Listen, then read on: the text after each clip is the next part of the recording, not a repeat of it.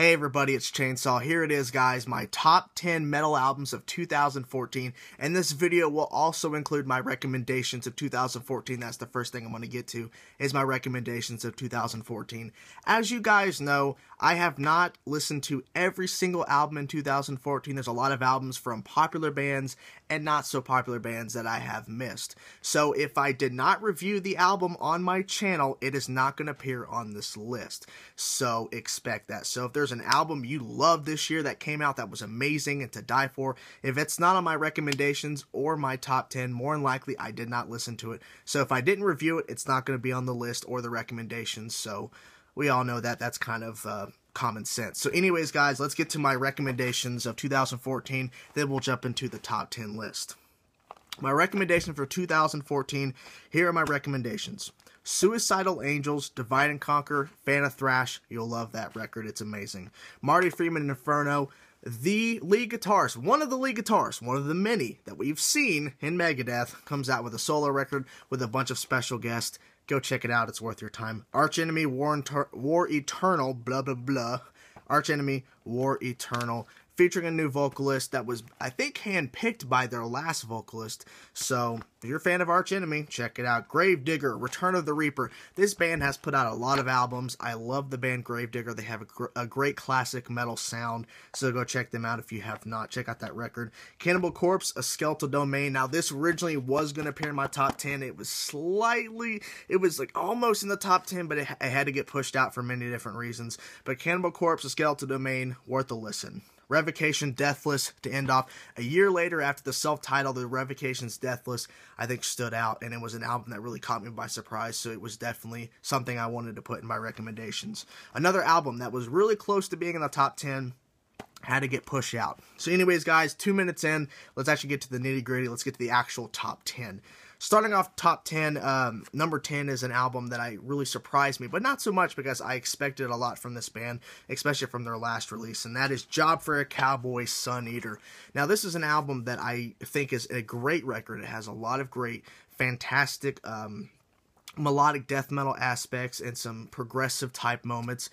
They really go into some more technical death metal, and they've really gotten to that whole side of metal with the technical death metal aspect, where they started off in this whole new different genre and kind of morphed into this side of Job for a Cowboy. So Suneater, I expected a lot, and I got a lot from that record, and I go back to it from time to time, so I thought it definitely had to be in the top 10, so I thought it'd be a great way to start off top 10, because it really did surprise me in some ways, but I expected a lot from the band, and they delivered with Suneater.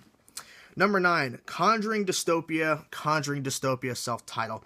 This is a fantastic record. Jeff Loomis, Alex Webster, the bassist from Cannibal Corpse, I believe, and we also got another musician that Jeff Loomis co-created Conquering Dystopia with, and I felt like that was a beautiful and epic and hectic instrumental record that really caught me by surprise. I knew I would like it because it was Jeff Loomis was on the record, and I knew I would like it because it's an instrumental record that really caught me by surprise. An instrumental record, we don't see that much in metal, but the album just surprised me. It was just so great. The production, I felt, was great for what they were trying to go with, the sound of that record, and the variation of musical elements within that album really caught my eye, so it was definitely worth putting in the top 10 for me.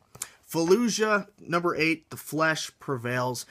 I loved their EP they put out, in the Nomadic EP. It was a fantastic EP, and this follow-up, The Flesh Prevails from Fallujah, was just a great follow-up to that EP. I felt like The Flesh Prevails combined what I really loved about the Nomadic EP that really caught my attention about this band, and also captured a more new direction the band's trying to go, and they're trying to incorporate these atmospheric things and trying to incorporate it more into their music and have these technical death metal, these death metal aspects, and have this atmospheric type thing where they kind of go off into this other direction.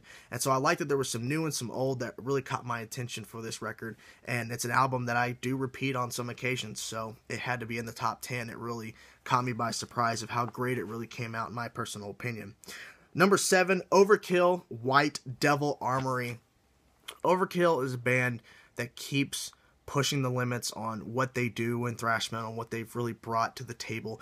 And it's sad that Overkill really just, they've not really had that humongous fan base I think they deserve. They really have a very great sound. And this album, yet another album from them after they've been around for so long, proves that the creativity is not slowing down, and they're coming up with some unique and crazy ideas to keep the band fresh, to keep the albums fresh, to keep the music fresh, to the point where fans are still loving them. I love the record. It was a great record. It was a great surprise to see that even though this album, after they've had so many in the past, they're still continuing to push what they can do in their genre of music. So I got to give them one of the spots in the top 10. Number 6, Septicflesh, Titan. Oh my god, Septicflesh is an amazing band.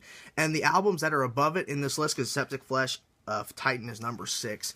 Honestly, this album would be higher on the list if there wasn't so many great albums that came out this year. But Titan, I felt like, was just a phenomenal record, incorporating that death metal aspect from the band and the orchestra elements and the choirs, the kid choir, the fact that there's so many orchestra musicians, there's so many other extra musicians that I said it in my review, and I'll say it again here. At this point, Septicflesh is 100+ band members, because it's not just the guys who play the death metal, the guitars and the vocals and doing the drums and bass. It is everything. It's the violins, it's the kid orchestra, it's the adult orchestra, it's all of these orchestra type things that go into Septicflesh, and especially in a Titan, that makes the band Septicflesh. So it is literally a lot of moving parts to really make Titan a fantastic record, and it all worked correctly. It all just felt like a beautiful, I want to see this in a film. I want to see Septicflesh's Titan album in a film, and it be the music of a film. I don't know what kind of film it would be a part of to be the music for it, but I want to see it to happen, because if you listen to some of the orchestra by itself off of Septicflesh Titan, you will see how much work goes into the orchestra elements throughout that record, and you'll see how beautiful it sounds and how epic it sounds, and the death metal aspect from Septicflesh makes it so much better. So I had to give them a spot on here. God, if you've not heard Titan from Septicflesh, you have to go listen to it now. It is to die for at this point. Number 5, going to get now into the top 5 here. Number 5, Slipknot, 0.5, The Grey Chapter. The band is back. And I understand some people don't like Slipknot, and I understand why. There's many different reasons. That's fine. But for me, this is one of the first bands that I discovered when I got back into metal, when I was around 12 or 13. So this band has a special place in my heart, and the reason why it's so high up on the list is because this album is not only a great comeback record from Slipknot, but also a fantastic record to honor and pay tribute, as the title says, to Paul Gray. So I had to give it a spot on here, because this album is just has so much going for it. It has so much heaviness and so much melodic moments that really captures my attention, because there's that variety there. If it was a nonstop just hitting, you're just slamming your head and you just keep on hitting those heavy riffs, and that's constantly it, this album would not be appealing to me. But the fact that there's some variation over here, and this song is basically just 100% very melodic and smooth, and it just kind of goes, and there's no real heaviness, and then some heaviness will come in to bring it up to another level. But the fact that there's so much variation, the lyric content is great, the music is great, and what I said about being a comeback and also a tribute to Paul Gray makes it a fantastic record, and one of those albums to listen to. Even if you're not a fan of Slipknot, give it a listen. It's definitely worth at least a listen from anybody. Number 4, Behemoth, the Satanist. You know, Behemoth had that whole issue with Nurgle, and had the whole issue with if the band's even going to continue, and the fact that they did, the fact that they are still here, and the Satanist proves that Behemoth are not slowing down. They are not, just gonna we're gonna kind of pull it back for the comeback record, because we're gonna kind of, build up to that, to the epicness that people saw before all this stuff went down. Man, they came back with a vengeance. They came back with a force, and they proved that we are one of the best bands out there. And they proved that not only with the album, because it had some fantastic music that I go back to almost daily. Particular songs, particular riffs, particular sections. And the fact that, not besides it being just one of the best records, in my personal opinion, of 2014, it's one of the best comeback records we have seen from a band that we've seen of all time currently at the moment. I mean, this is just one of those albums that just hit us hard, and it just came back with full force. So Behemoth, the Satanist, number 4, worth that. Number 3, Whitechapel, Art in the War. This is an album that I do listen to daily. Not fully, but enough to where it's almost a full record. I listen to it almost every day because it just captures what I love about Whitechapel, the fact that this band is starting to try to do different things, but not to the point where they're completely, dropping the death metal aspect and dropping what they've done before. They're kind of, pushing themselves to be more melodic and try to be, make these songs actually have patterns and not just like have this really awesome riff.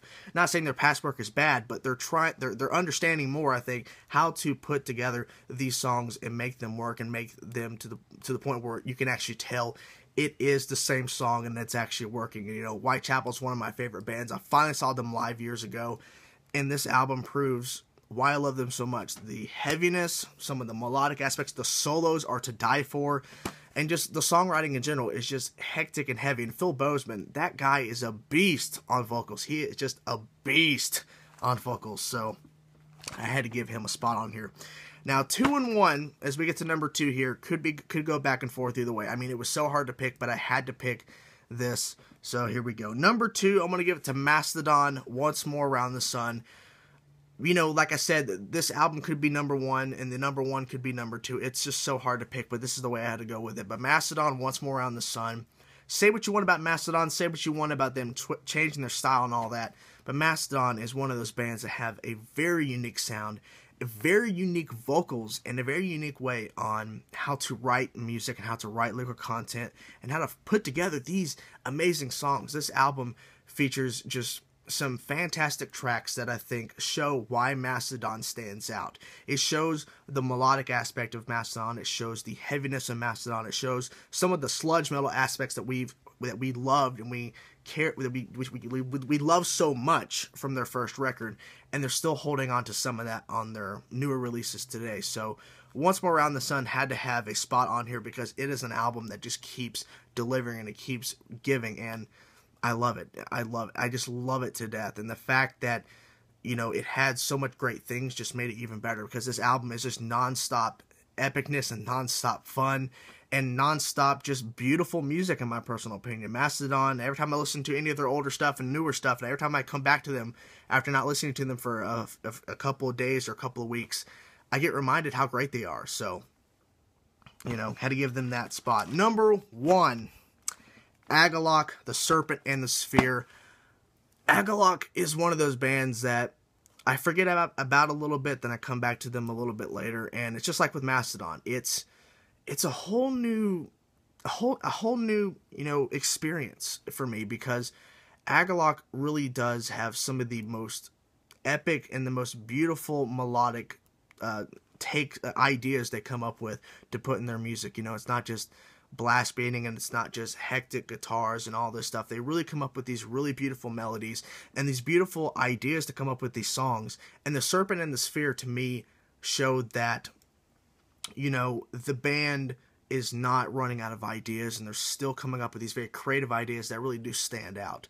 So for me personally, this is an album that deserved the number 1 spot, because after hearing it for a couple times and reviewed it, and more albums were coming out later this year in 2014, I kept saying to myself, Agalloch, the Serpent and the Sphere is still my number 1. It is still my number 1.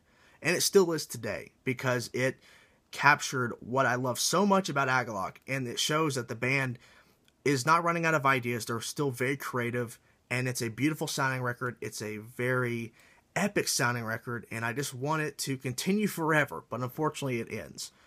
So for me, that's my number 1, Agalloch, the Serpent and the Sphere. Thank you guys for watching the video. If you liked the video, like the video. What do you think about my top 10 list? You like my top 10 list? Do you think there should be an album higher, an album lower? Do you think there's an album in my recommendations that should be in my top 10? Is there an album that I didn't mention that I should have listened to this year and reviewed, and maybe it would be up here in the top 10 of recommendations? Let me know in the comment section below. Thank you guys for watching. I'll see you guys with the Final Frontier, Iron Maiden, ending the discography. Peace.